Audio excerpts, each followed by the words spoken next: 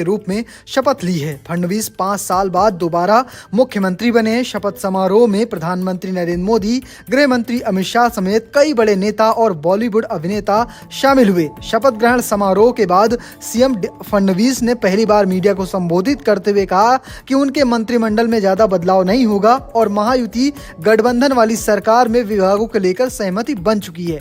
आपको बता दें कि देवेंद्र फडणवीस 5 साल बाद दोबारा सीएम बने हैं। आपको बता दें कि 2014 में जब पहली बार भाजपा की कह सकते हैं शिवसेना के साथ सरकार बनी थी, उस दरमियान Devendra Fadnavis full time CM थे। 5 साल उन्होंने महाराष्ट्र में शासन किया था और उसके बाद दोबारा 2019 के चुनाव में अजीत पवार के साथ मिलकर कुछ घंटे के लिए देवेंद्र फडणवीस सीएम बने थे। लेकिन अब एक बार फिर से उनकी पार्टी क्या कह सकते हैं, उनका गठबंधन पूर्ण बहुमत पर आ चुका है। उन्होंने सीएम पद की शपथ ले ली है। उनके साथ शिवसेना शिंदे गुट से खुद एकनाथ शिंदे ने शपथ ली है, वो डिप्टी सीएम बने हैं। वहीं एनसीपी के अजीत पवार इस सरकार में फिर से डिप्टी सीएम बने हैं। आपको बता दें कि इस सरकार में 1 सीएम और 2 डिप्टी सीएम है। इससे पहले भी 1 सीएम और 2 डिप्टी सीएम थे, लेकिन उस वक्त एकनाथ शिंदे मुख्यमंत्री थे और वहां पर देवेंद्र फडणवीस और अजीत पवार उप मुख्यमंत्री थे। अब यहां पर चीजें बदल चुकी हैं। देवेंद्र फडणवीस के शपथ ग्रहण समारोह में बड़ी बड़ी हस्तियां मौजूद थी, लेकिन इन्हीं सबके बीच अमरावती की पूर्व सांसद नवनीत राणा भी वहां पर मौजूद थी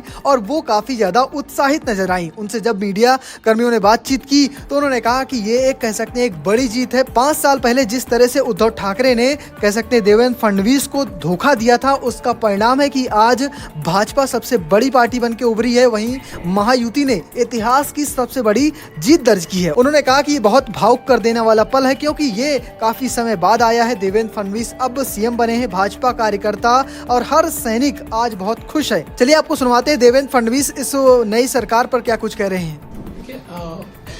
पहला जो आपका सवाल है उसमें कौन सा मंत्रालय किसके पास रहेगा, ये अंतिम चरण में है।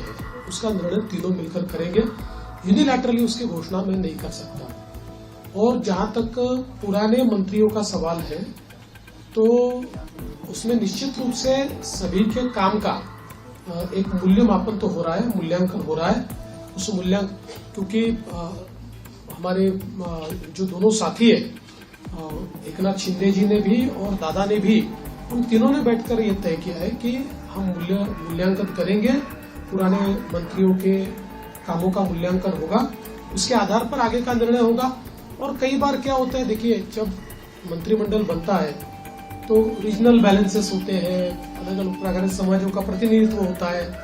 तो इसलिए मुझे ऐसा लगता है कि कई निर्णय, कुछ निर्णय ये देखकर भी हम लोग करेंगे कि भाई पिछले बार उन्होंने कैसा काम किया है। कई बार ये होता है कि किसी ने अच्छा काम भी किया होता है, लेकिन रीजनल बैलेंस में क्योंकि 3 लोगों को मंत्री पद बांटने हैं तो आगे पीछे होता है।